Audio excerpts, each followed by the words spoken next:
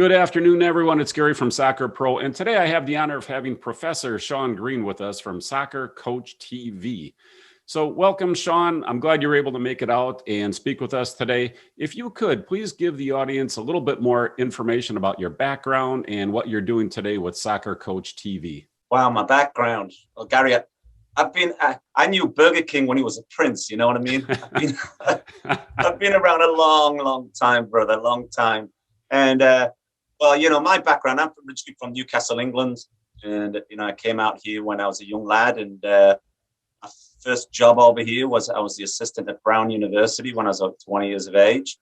And then I ended up going to school on a full scholarship in West Virginia, played there. And the moment I graduated, actually the week I graduated, I was offered the head coaching job at a Division I program in Connecticut. Nice. I was the youngest Division I coach in the country. I did that for 35 years, and I resigned that position last year. But my passion is online education. It has been from day one, from when the internet started. And I realized long time ago that this was going to be a weapon of mass instruction. And from that point of view, aligned with my passion of helping coaches, spreading coach education. And I'm being fortunate to be able to do that worldwide now with a great following of loyal subscribers who watch Soccer Coach TV. Right. And how has the COVID year affected you? I'm assuming it was actually good for your business. Well, it was because, from my personal standpoint, it allowed me to focus a lot on creating content, and that's what I do. And to be able to sit down and have some time to be able to think about new ideas, learn skill sets too. I think that's been important.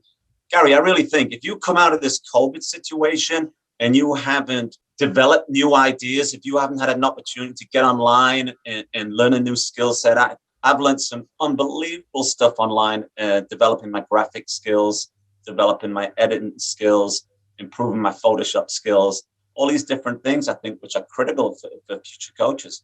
Well, I come at things from a little different angle because I started online and then moved into the offline world, into the coaching. So let's bounce back, though, to what you're doing with Soccer Coach TV. What is the main benefit that the people are getting that are coming into Soccer Coach TV? Well, number one, it's free. Right? You don't pay for it. It's on YouTube. It's free. There's hundreds and hundreds of videos in a time that's really it's over a decade decade of work is on Soccer Coach TV. And what I've tried to do with Soccer Coach TV, which I think is a little bit different from, there's millions of videos out there on soccer now that you can see. A lot of great content too. I mean, got great content at Soccer Coach TV, but there's other platforms out there and other channels which are absolutely excellent platforms. I think the difference between the stuff that I do, Gary, and the normal videos you see online, or at least this is what people tell me, is that they get to see me up close coaching. They listen to my conversations. They listen to the relationship I have with the players. They hear my motivational talks. They hear I correct the players, put their feet to the fire and call them out when they're making mistakes, and also there to put our arm around them. But what they do, I think Soccer Coach TV is more intimate than your regular videos you'll see with a little bit of music in the background and it's distance away. Get up close and real. It's Soccer Coach T is almost like a reality coaching. Yeah, I've seen some of your videos and I know what you're talking about, where for the people that haven't seen them, you're right there. I mean, it feels like you're almost in a point of view coaching scenario. So it's a really interesting perspective that you get from watching some of the videos on Soccer Coach TV. I was going to say, Gary, let me point something out here that the viewers might not know, or the fans or followers of Soccer Coach TV. It's a skill set. It's not just me on the field coaching kids. You learn a technique when you do it so many years. You learn a technique that when I step on the field, I'm not just coaching the kids, but I'm always mindful and aware that I'm actually coaching coaches while I'm doing these videos. So how does that factor into what I do, and how does it change? If the cameras weren't there, how would I be different? I would probably talk less if the cameras weren't on me, and give the kids more. But what I'm trying to do when I make a video, while I'm coaching these kids, I'm also mindful of that coach. So I'm trying to explain the drill to that coach in a subliminal way. And I've always got to be mindful of my body position, because the coach doesn't want to see, watch this drill and hear me with my back to them. So I'm always looking to, put my movements right with the camera. And also that's important when you've got a transmitter and receiver, because I'm hooked up to a microphone. You don't want to lose that audio. So there's a lot of things that go into it, the planning and preparation when I'm actually in action on the field doing it. So these young coaches that are out there who aspire to be content creators, or maybe I've inspired a coach to say, hey, that's great. I'd love to do that too, and try it. Try different things and try that. But what I would encourage you to do is don't just put a camera. Try and get a microphone and get intimate on the camera. Let people know who you are and hear the conversations. And I think that's what coaches enjoy when they watch the videos. Yeah, you're talking to a fan of the whole video approach of doing coaching. And sometimes there's that negative connotation of, oh, he's a YouTube coach. He's a YouTube coach. Well, I don't really think that's a great thing to use to insult someone. I think that's a compliment, because that just means that you're grabbing information from the people you're coaching with. You're grabbing information from the internet. You're grabbing information from books. You're grabbing information from all different sources. And of course, it's your job to take those pieces, pick and choose what you like, and then put them all together into your style. It doesn't mean you have to copy everything that a person's doing. So I really like the content that these people are putting out, whether it's a skills video or a coaching video. There's just so much good content out there.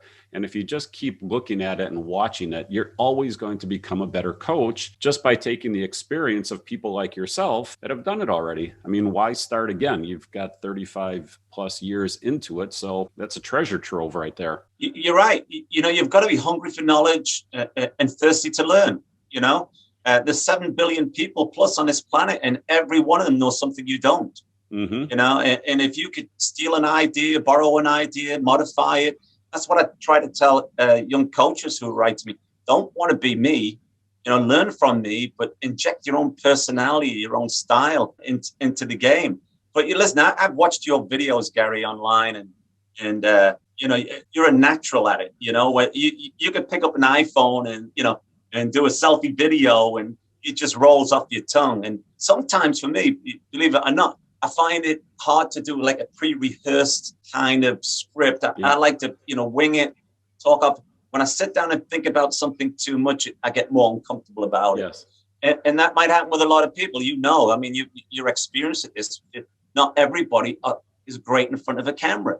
Mm-hmm. So if you're not great in front of a camera, then do an audio file and put it online. You could do audio podcast. You don't have to be on camera. That's your thing.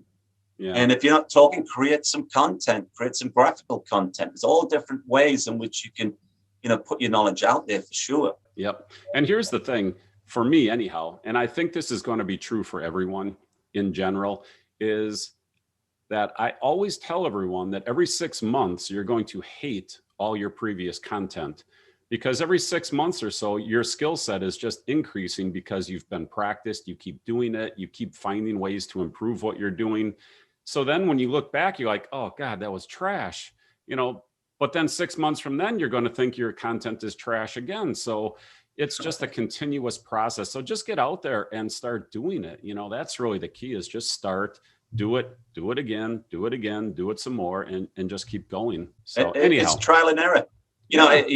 If I went to my YouTube channel, and that started over 10 years ago, if you went to my YouTube channel and looked at the thumbnails from even 2 years ago or a year ago, how much I've involved in terms of graphics and putting mm-hmm. time into the littlest details in terms of being able to catch people's attention. Because one thing is that if you want to be an influencer online, and I've got about 250,000 coaches and players who follow me on all my social media platforms. If you want to be a content developer online, you've got to be creative. You've got to try and stand out. There's a lot of traffic out there, and I've said this many times on different shows I've been on, is that coaches now who want to seek an occupation in football and make money, whether it be your primary income source, your primary job, or whether it's just kind of like the side hustle that maybe you're doing one-on-one coaching, or maybe you're doing camps on the side, or writing content and doing a website. Look, they're so focused on being as knowledgeable they can about the latest tactics. They're so focused on learning all these drills and all these different things. But my biggest advice to them is you've got to be probably more focused, or just as focused, on technology. Because once you get that knowledge, you at some point, as I said, maybe you want to start a little soccer business. Maybe you want to do something online. So if you want to do that, you're going to have to pay somebody to develop a website for you. Yeah. And you're going to have to sit next to them to say, yeah, I want this picture here. That should be there. That should be there. That's time. Time is money. Or whether you want to do some marketing for your soccer camps, you're going to have people to design graphics for you, for brochures. You can master that. You've got to get into it. In social media, you have to be everything. You got to be the coach. You got to be the presenter. You got to be the author. You got to be the content creator. You got to be the graphic design guy. You got to be the video editor. You have to embrace it all if you want any kind of success, I think, in social media, or if you just want to save money down the long run. And also it comes out of your voice then. So when you're doing that type of work, your voice is projected. If you just hire it out, it's someone else's voice. So it's really hard to live someone else's voice. It's much easier just to be yourself. And the other thing I'll point out to people, because this comes up a lot as I'm doing these interviews, and people will get little, let's say, concerned that we're not covering an advanced enough topic. The reality is anyone that's been in the business for 10, 15, or, in your case, 35 plus years, your knowledge level has increased so dramatically that your first 5% of knowledge is already 90% of what the average person knows. So if you think about the parents and coaches relationship, the parents are going through it once. Okay, this is it. They've got one kid, maybe two that are in soccer. Maybe they're going to go on and play college and they need to go and understand the whole recruiting process. They're going to go through it once. And the coaches that have been doing it for any number of years are going to be able to help these people a lot, even though they're not coming up with anything, let's say, super high tech or super dramatic as far as advanced knowledge goes. Just get that out there and understand you're smarter than these other people, or more intelligent on the topic, I should say. You're more knowledgeable about the topic. Yeah, I forget everything I learned, I can't remember anything I learned in college. It's just, it is a process. For me, I'm in the moment, Here's the thing is that if you want to be a content creator, you've got to think out the box. You've got to think differently. Think about the podcasts that are out there right now. And you've got two guys sitting next to each other just like this. And it be for me personally, and I'm not judging anybody, it just becomes, I'm not interested in it anymore because I've seen it so many times. Right. And I'm sure I'd learn things if I wanted to sit there for an hour and pick up a few things here and there. And it's not a criticism of everybody. You just got to find things that interest you. I do things now that interest me first, not that, hey, do I think my audience will be interested in this drill? Do I think somebody will be interested in what I got to say? I don't even think like that. That is not how I think. Whenever I get on and do a broadcast, whenever I create a drill, it's ulterior motives. I do it because I enjoy it. And if somebody else happens to enjoy watching it, good for them. But I'm not driven by a specific audience. And again, I see more and more people out there creating content. And if you want to do that as a profession and you really want to make, some money from that, my advice to you would be really think about what audience that you're trying to attract. And just to your point, Gary, there's a pyramid system, okay?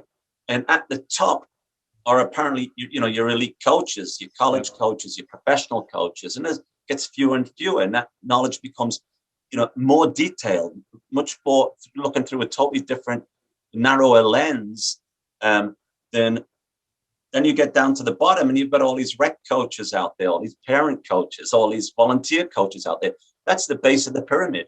Now, if you're selling a product, if you're going to be if you're going to be the smart guy or the super IQ guy who's trying to get very technical, your market's going to be very, very small to sell to, right? But if you can If you can find a way to hit that masses, to hit that youth market, to hit information which resonates with a much larger base, then you've got a better chance of making income from content creation. Right, right. It's also important to realize that content creation can also be a lead generation tool for your other business. So one of the things that I do a lot is I put out content for our Soccer Labs facility, our technical training center. And what that does is it just get people involved because they see what you're doing with other kids. And then I'm not trying to sell that content or make any money off of it with advertising. What we're really trying to do is demonstrate our expertise for the thing we're really trying to sell. So don't get caught up in trying to sell the information in all cases. It can be a market, but really understand that if you want to do something like Soccer Coach TV, then that's one way of going to market. Or you can create videos that are interesting and good, but they're really promoting your coaching expertise in the way that you may be a goalkeeper coach, or you're a 1v1 coach, or you're whatever. And that's a great way to use content. Well, and one of the other things, Gary, and I'm sure you've experienced this, as a content creator, when you put stuff online too, and I probably put more free content online than any coach on this planet, or at least one of them. You always run the danger too of people duplicating, taking your content out there. You put stuff out for free, but when you create educational websites, and there's a lot of them now, one of the problems in our industry right now for content creators is that, let's say you're charging a subscription fee and you've got PDF books and it's not, people subscribe and they share that on Facebook groups, or they'll share whatever, and it just goes out. I had a coach a couple of months ago. He was sharing over 1,000 pages of my content. It took me over a year to put together, and on the bottom of each page is copyright. So this is also going to have to be addressed at some point, I feel, by content creators. How do we stop, people taking it for granted? Let's say you spend a month on creating videos and charging it, and somebody copies them and puts them out there. It's no different from the music business, no different from other business, but I see it as a problem. When you do get on the internet and you do get on these groups, I would probably say that 99% of that content on there is probably copyrighted. Yeah, probably. Well, you put out a lot of free content. So let's just back up one step, because we tend to get ahead of ourselves in this discussion. On Soccer Coach TV, you're putting out free content on YouTube. You have social media that you're putting out content. You've got your website that you're putting out content. If somebody wants to jump in and start watching some of your content, where's the best place for them to start? I would say Soccer Coach TV. Really, there's just, again, and they'll learn a lot of different things on there. There's all areas from passing, shooting, ball control, team building, team management. I mean, there's a lot of different things on there that they could choose from. I do have another website called soccerclinics.com, which was the first soccer website in the world. It was launched in 1997. Wow. And I think there was only hundreds of thousands of websites online, I think, at that point. Google wasn't invented. No. None of that stuff. Facebook wasn't around. And I saw an opportunity there. Before then, I was writing books and putting some of the stuff out. And but I designed the first website, soccerclinics.com. And at that time, video was not mature enough. The bandwidth was not mature enough. So it was very much on graphics. And I had the problem of, how do I present graphics, which is going to be different? And I went to town on designing the first graphic program to design your own drills. And that was, it was called Drill Maker. And it was interesting because what I did was I got photographs of players in different positions. I got a tracing paper and traced the outlook of them. And then what we did was we drew little soccer players and we put them in this software program, and I made them move around the field. And it might seem, when you look at the software out now, but back then it was unbelievable to see little soccer players run around the field. Because Gary, I mean, we relied for a long time on a chalkboard and X's and O's before graphics came around. That's how we were taught, on a blackboard. Right. But what I like to do is I like to stand back a little bit And I like to look at what technologies out there in different professions, different areas, and to see, hey, how can that be translated over to our sport? How can we use that? There's some really creative guys out there who are doing some great stuff right now in football. And that's what we need. We need these young coaches out there to be the creators of tomorrow, to lead it. Yeah. And I really believe, and I said this on another show, the next big job in football, the next big job in soccer are going to be content creators for clubs, are going to be directors of online coaching. They're going to serve a great need. If you're a coach and you're a coach educator with the club, you can only get on the field so many times a week and at certain times. But if you're an online educator like me, I'm there 24/7. You can just click a button on your computer and look and watch the stuff that I do.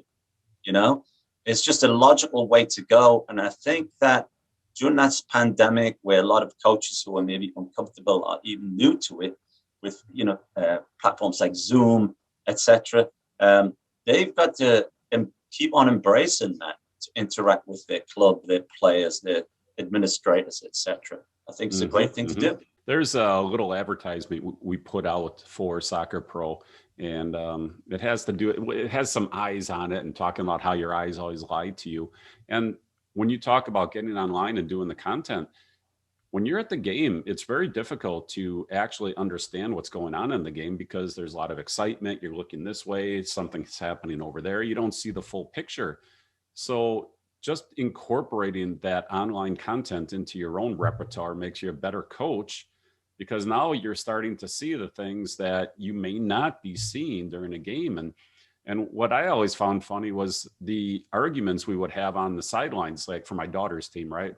And we would have arguments about who even scored. It's like, no, Sally scored. No, Mary scored. No, Jill scored.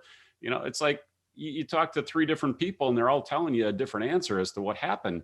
And then you go back and you watch the video and it's very obvious who scored, So it's technology really not only helps the kids, but it helps us coaches become smarter because we get to see what's really happening versus what our bias at the game with adrenaline and excitement and all those things going on that distort our vision when we're actually watching the live action. Gary, I had 3 companies in the last 2 weeks approach me about a partnership with Soccer Coach TV. Use my platform to get their company's name out there. And the technology that they've developed is unreal. It's phenomenal. It has just grown so much. And now they're dealing with artificial intelligence now with these game analysis softwares. You put a camera on the field, you've got a GPS in your boot or in your shin pad, but now they're using face recognition, and so they can recognize you by your face, they'll track you, and they will give you every statistic by the end of the game that you need. Maybe too much information, For me, those things are great, but I would rather have a program that I could use as a coach that would give me that information in training. And now a lot of this technology now, the artificial intelligence technology, you'll put it up in your game, they'll analyze your game and give you feedback of the game. And the reality is players just want to see their stats. They don't want to see the whole game. Right. They want to see their highlights. They want to see their stats. And that's what that is a really good platform for doing that. But what I want to do is I want to put a camera up in practice and let it roll. And whether I'm doing a 3v3 or a shooting drill or a fitness, whatever, it will measure every aspect of every player in training. So now come Saturday, Gary, when you come to me and say, Coach, I should have been playing, I say, Gary, what are you thinking about? Your passing success rate was 25%. You had 2 shots on target, but you can back it up with some solid information and give that as positive feedback. But I'm more interested about the training statistics than the game statistics as a coach. But it's going to be revolutionary. I mean, I envision down the road, you're going to probably you'll be able to wear a pair of spectacles as a coach, and it's going to give you live stats. Just like those Google goggles they have, it'll give you live stats. You probably hit a replay if you want, and it'll tell you percentages or whatever, and you'll see that. They can do this actually now, if they wanted to. Is that I often thought, wouldn't it be actually brilliant if you could pick any top player in the world in any game and actually play their game? Right. Example, say Messi was playing in the World Cup final. Okay. So you go to a platform and you click in what competition? Okay, the World Cup final. Messi's playing. I want to be Messi for this game. Mm-hmm. And actually using artificial intelligence, you actually see play the whole game through his eyes. You see His on the point of view. screen every time he looked over his shoulder, took a free kick or whatever. I mean, that would be the closest thing to being Messi for me. Mm-hmm. You'd see the game how Messi sees the game. It's got to see that game, different lens for sure. Yeah, I bet. I mean, really, the technology's there. They could just take a video and analyze it and then just look at his field of view where his head is turning and then give you that perspective. That'd be a really interesting thing to see broken down. Yeah, 20 years ago, when I was looking for new technology for soccer coach, for soccerclinics.com to portray my drills in the best way possible, something different that nobody had done. That's what I was looking for. I read an article about this company called ORAD. Now, ORAD developed artificial intelligence for the military. And so their offices at the time were down in Penn Station in New York. So I took a train down and I got off the train and walked to the office, and they were fantastic people. And they were showing me this technology they developed for the Gulf War. Okay. So what they would do is they would replicate the terrain in which the tanks were going to be, combating in exactly. So the drivers of the tanks could replicate and get a simulation of exactly what it's going to be like in the terrain. Right. But they showed me an example. They had like two machines, it looked like VCR machines, and one to put a American football video of a football game in one of them. I seen it on the monitor, and I put a blank video cassette. That's how long ago it was, right? You remember the VHS? They put that in, and the guy pressed record for 60 seconds, and it recorded 60 seconds of the video footage of a football game. Then he took the recorded version out, put it in, and he showed it on the screen. And what this program did, it transformed the film footage into a 3D virtual, like FIFA game you see today. Oh, wow. And so now it shows me on the monitor, the football game.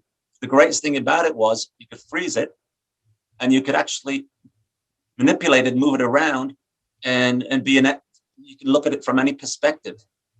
Wow, that's amazing. So, if I wondered that, because I thought, wow, if I could videotape my games and then put it into 3D that way, I could freeze it in a game in a team talk, and I could actually stand right behind the goalkeeper and see what he sees when he's lining up the 5-man wall or anything, your position on corner kicks, whatever it was. But it was too expensive for me. I think it was like $15,000 just for the software alone, let alone the hardware. And I didn't have that kind of money back then. But that technology was around 20 years ago. And you have to embrace that. I think we need more creative thinkers, whether it's in soccer and in all different areas, and it's creative thinking is hard. Now, Gary, let me ask you a question. How do you go about the process of thinking up new stuff? Well, for me, it's an elimination process. I guess ADHD or something they would be defining me as. I don't know, but I've got more ideas of things that I should put out than I have time to put them out. So my biggest limitation is just the time to do it. Now, the other thing I always tell people is if you're struggling with content, just go for a walk, take your dog out, do something mindless, and also keep the music off. You cannot create content if you are consuming content. So if you always have those earbuds in, if you're always listening to someone else in your head, you're not going to come up with anything of your own because you're consuming someone else's. So that would be my number one tip for people is stop consuming if you want to create. You're right. Do you ever consciously see? I believe that our days are so distracting. There's so much going on. Right? You're at your work, you're driving backwards and forwards. You've got kids. You've got all kinds of things going in your life. And most people, I think, and again, it's just my opinion. Most people, I think, get the creative ideas at the all different times, driving their car, taking a shower. Something will come into your mind. Mm-hmm. But I'm a big believer that you should, if you're serious about content creating and creating something differently, you have to sit down, find a quiet space, not unlike meditation, and you have to focus about topic and really sit there to think about ideas. Take time to think about creative ideas. Mm-hmm. Don't let it just come to you sometimes. You've got to chase it sometimes. You do. And, one thing that I do, lesson that I do, again, if there's anybody out there who's looking at trying to create content, is I look at different professions and, what are they doing in basketball? What are they doing in golf? What are they doing in different service industries? What are they doing in the medical field? How are they marketing stuff? How are they promoting stuff? And you get on the internet and you can look and say, man, that's a great idea how they've marketed that. Or that's a great idea how they've presented that in terms of graphics. And so you go out there and like you said before this, you learn from everybody, Mm-hmm. Well, your point was spot on about having a spot, not meditation or so, but it has to be a designated spot. And that's exactly one of the things I use. I have a chair in my sitting room up in my bedroom, and I'm able to shut the door and keep all the noise out. I keep a separate computer. What I do is you can use any cheap computer. I happen to just use an iPad with a keyboard on it. But what I want to do is have a separate computer that has nothing else on it so that I'm not getting pings and alerts and Skype messages and all those things distracting me. So have a separate chair, have a separate spot that's real quiet, have a separate computer that has nothing else on it that will distract you. And then one other thing I like to do is go to bed thinking about a topic. All right. I'll go to bed specifically thinking about a topic. By the time I wake up, everything is already created in my head from my subconscious. I'll go sit in my chair first thing in the morning, drink my coffee, write my article, and that keeps me from getting distracted and having all that noise and extra garbage get mixed into your head. So from a writing standpoint, that is a great way to do it. First thing in the morning, no distractions, separate computer, your quiet spot. And then that kind of sets your brain like, okay, I'm here to write. One of the problems I have, I'm the same way as you, Gary. I mean, I've got a lot of ideas, and I get so distracted sometimes. I'll go on one project, I'll move on to the next, I'll go back to this one. But that's okay. You can have 5 or 6 things going at the same time. You don't have to finish it off, but set certain deadlines for those things, though. Right. Don't let them hang out there all the time. I can't tell you how many people me included, that are going to write a book someday. Everybody said, I'm going to write a book someday. I'm going to write a book someday. And I know people have started it and put it down and whatever. It's just that process you've got to be committed to. I think the thing is too, Gary, it makes a massive difference if you're obsessed about something, and the reasons that, the motives that you're doing it. What's your motive for creating content? What's your motive for doing a pod show? What's your motive for doing things? I mean, it can't be money, or you might be disappointed for sure. It's your motive has got to be, it's just your passion. You love doing it. I would do podcasts and do the stuff I'm doing if I had 3 subscribers. I would have the same energy, same enthusiasm, because again, like I told you before, I don't do it for other people. I do it for myself. I do it because I just have fun creating, and it serves my needs personally. And that's what I enjoy doing. I enjoy creating drills. I enjoy creating videos. I live by this motto, you got to have 3 things. You got to wake up every day and you have to have something to do, right? Have something to do in your life. You've got to have somebody, something that you love, right? Or somebody that you love, and you've got to have something to look forward to. Yep. Whether it's a weekend getaway 6 months from now, or whether it's meeting an old buddy you haven't seen in a while, something to look forward to. Yeah, have something to do, have something to love, and something to look forward to, and it's good advice. Believe me. Well, Shaun, I really do appreciate you taking the time to come out and talk to us today. I want to remind everyone you can go right to Soccer Coach TV, and that's soccercoachtv.com, right? And you can Nope, go to Soccer YouTube. Coach TV on YouTube, and we also have soccercoachtv.com, separate Perfect. website. And it's all free. So you can go there, watch a whole bunch of great videos for free. Doesn't cost a thing. And you'll pick up great information. Gary, I really appreciate it. And again, I'm a big admirer of your work. I think you're doing a great job. You keep it going, brother. I know a lot of people look up to you online and take your advice. And I want to thank you personally for inviting me on your show. I'm very grateful. Thank you. Good luck. Thank you, Shaun. Have a great day.